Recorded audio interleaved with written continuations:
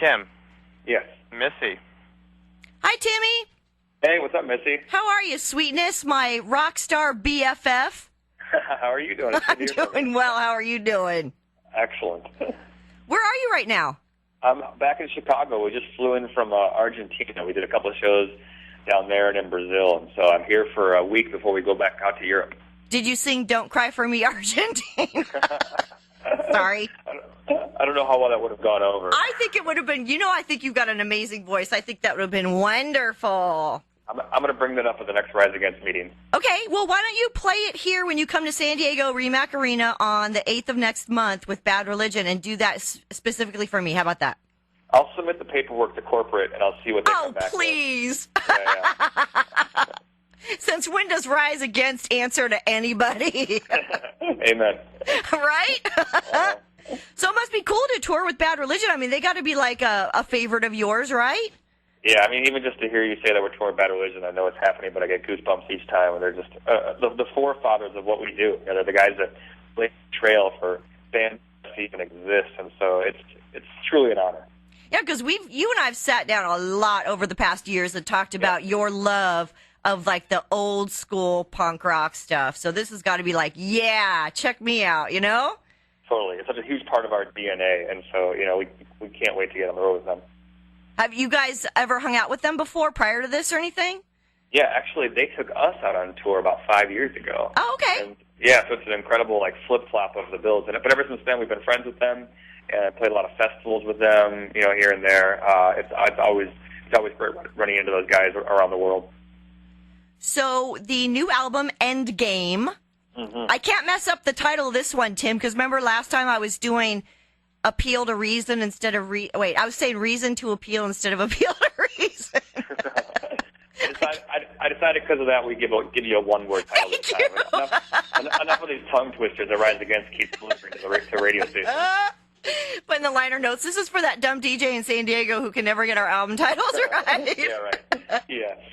So it comes out, a week or so, the 15th? Yeah, the 15th is coming up on us. So I want to know about this album. How long does it take? I've always been curious about you guys. How long does it take from start to finish to make a Rise Against album?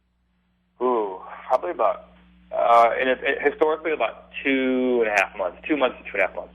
Wow, that's not long.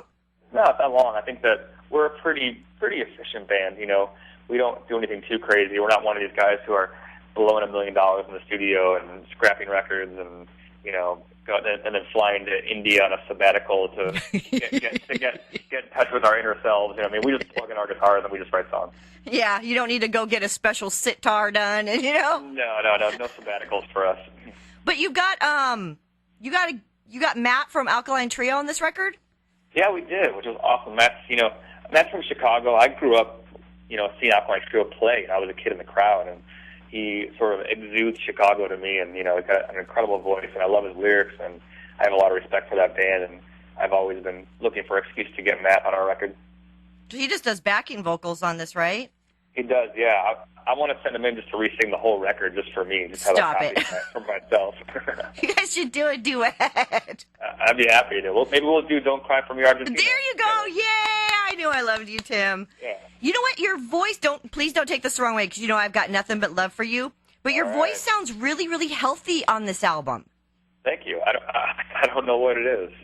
But do you know what I'm saying? Because the last one was it was a little bit more throaty, I guess. Mm-hmm. Yeah, it's funny because I don't really notice it, but Bill, our producer, Bill, he has a more intimate connection to my voice than anybody. Well, hello.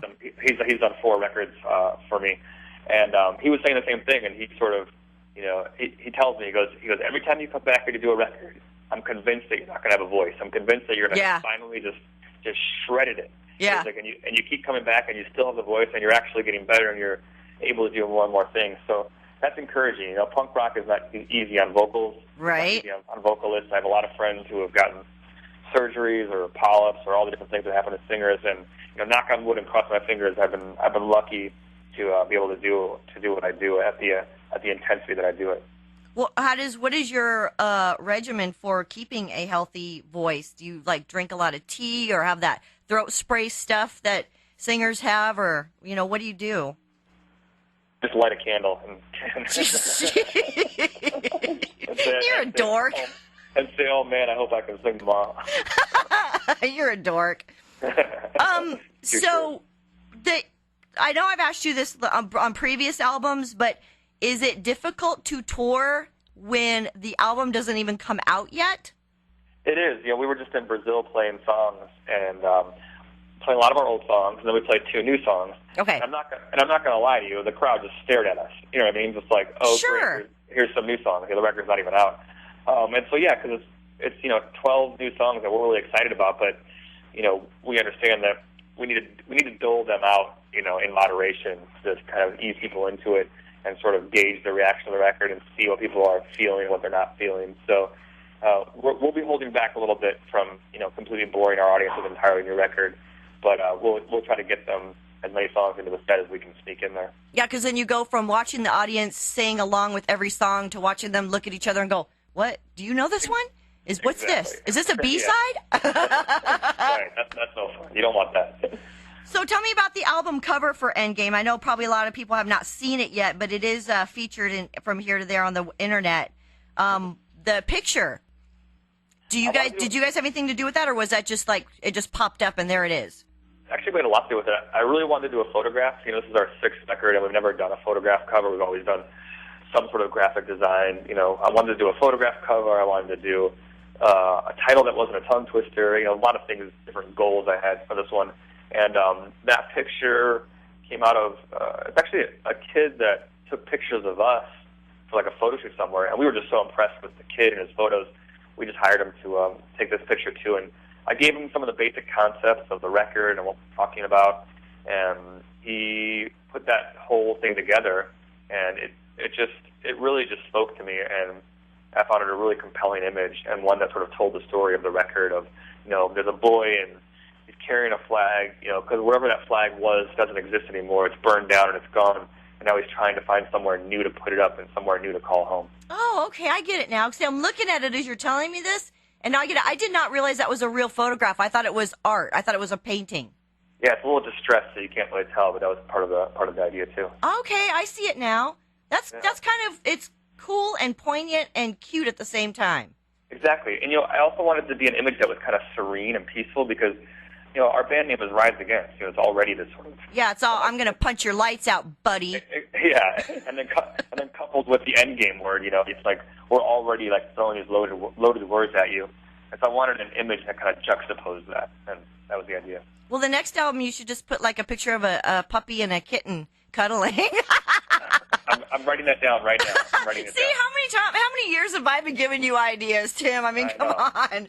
We're on the phone with Tim from Rise Against. Now, this is commencing, May 14th to July 9th, and then you have a break until, May 14th, and then it picks up again in July 9th, so you have a break in June, right? Yeah, I think you're right. Okay. Ugh, God, I should be a promoter, because I don't even know what the hell's going on. You and me both. Right. Okay, one more thing, because I know you're busy. I know you're doing the interview thing. One more thing. Now, if Tim, my dear friend Tim of Rise Against, one of the most intelligent, talented people I've ever had the pleasure of meeting, I love you. Oh, by the way, how's the family? Oh, they're great. They're great. I'm in first grade now with a 6-year-old, and the 2-year-old is just awesome. Okay, good. I just want to make sure, because last time I think the 2-year-old was just born, maybe? Yeah, that would make sense, yeah.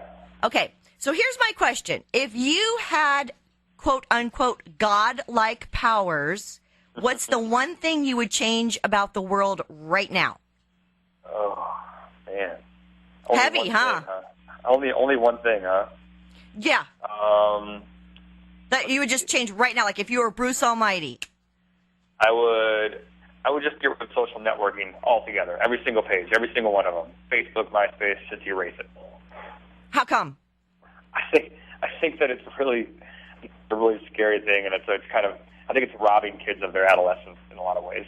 I think it's sort of it's changing the way that people interact with each other, and I think that there are parts of it that are good, and parts of it that are really scary and can be abused. So I would go back to. I think everybody's going to sort of put their own childhood as sort of the way it should be done. Sure. You know, but I wish kids were just running in the street and playing in the grass and, you know, throwing baseballs around and having fun and less time on computers. You know what? I'm going to say I completely agree with you because especially with the internet, you've got people with a lot more gall to say things that they would never say to somebody's face.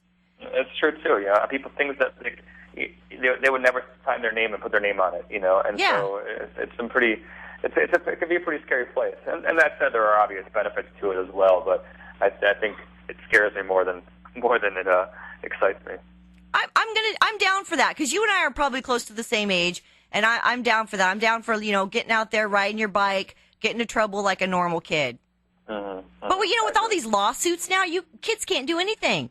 It's true. Because if someone, you know, you hit their car with a ball, they're suing you for twice the amount. I mean, it used to be like, okay, well, just pay. You know what I mean? Yeah. We survived our childhood, you know, drinking tap water and no electrical outlet covers. Yeah, and our parents chain smoking and drinking scotch every day, you know? Right, yeah. No seatbelts for us. Right? And look at here, we're here to tell about it. Yeah. All right, thank you so much, Tim, from Rise Against with Bad Religion on April 8th at REMAC Arena over at UCSD. We look so forward to seeing you. Thanks for coming back to San Diego, though. We love it when you're here. We can't wait to play for all of our amazing fans down in San Diego. Well, we know you love us, too. That's right.